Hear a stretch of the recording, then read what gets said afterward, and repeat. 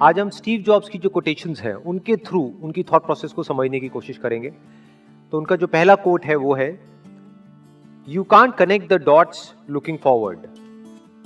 You can only connect them looking backwards, so you have to trust that the dots will somehow connect in your future. Dots का मतलब ये कि जो भी हमारी life में हो रहा है, कई बार होता है कि हमारी लाइफ में कोई बहुत बड़ी प्रॉब्लम आ जाती है या कोई बहुत बड़ा फेलियर आ जाता है या कोई बहुत बड़ा सेटबैक आ जाता है, तो जिस वक्त वो होता है उस वक्त हम नहीं समझ सकते कि ये हमारे अच्छे के लिए हो रहा है या बुरे के लिए हो रहा है। इनफैक्ट उस वक्त तो हमारे माइंड में सिर्फ एक ही थॉट आता है कि क्यों हो रहा है मेरे साथ में। लेकिन फ्यूचर में जाकर के जब हम पीछे देखते हैं और अपनी लाइफ के एक एक डॉट्स को कनेक्ट करते हैं, यानी जो भी कुछ हमारे साथ हुआ है चाहे अच्छा या बुरा,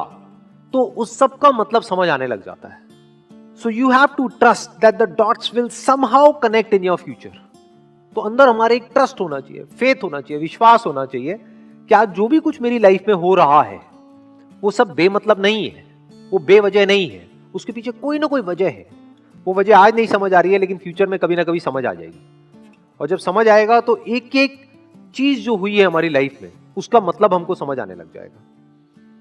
तो अब इस तरह की जो इनकी थिंकिंग है, इसका फायदा क्या है? देखो, ध्यान से समझो। अभी प्रेजेंट मोमेंट में जो भी हमारे साथ में हो रहा है, मान लो कई बार लाइफ में ऐसी कोई सिचुएशन आ जाती है कि हमको लगता है कि हम तो चारों तरफ से फंस गए हैं, कोई रास्ता नजर नहीं आ रहा होता है, जब हम अंदर से पूरी तरह से टूट जाते हैं। तो उस वक्त अगर ये कोट हमको ध्यान रहेगा या इस तरह का थॉट हमारे माइंड में रहेगा तो हमको अंदर से हिम्मत मिलेगी,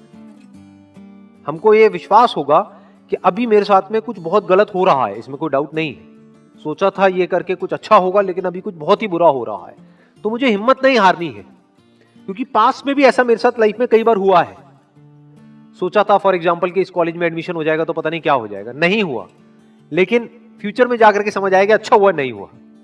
तो अगर इस तरह से आदमी सोचता है तो इसी को पॉजिटिव माइंडसेट कहते हैं।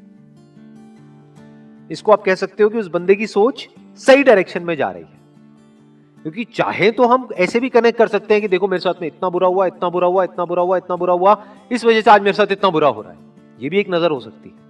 लेकिन यहां पर उस नजर की बात नहीं हो रही है। यहां पे क्या बात हो रही है कि पास में जो भी कुछ हुआ उसकी वजह से आज क्या अच्छा हो रहा है, हमारा ध्यान वहां पर जा रहा है।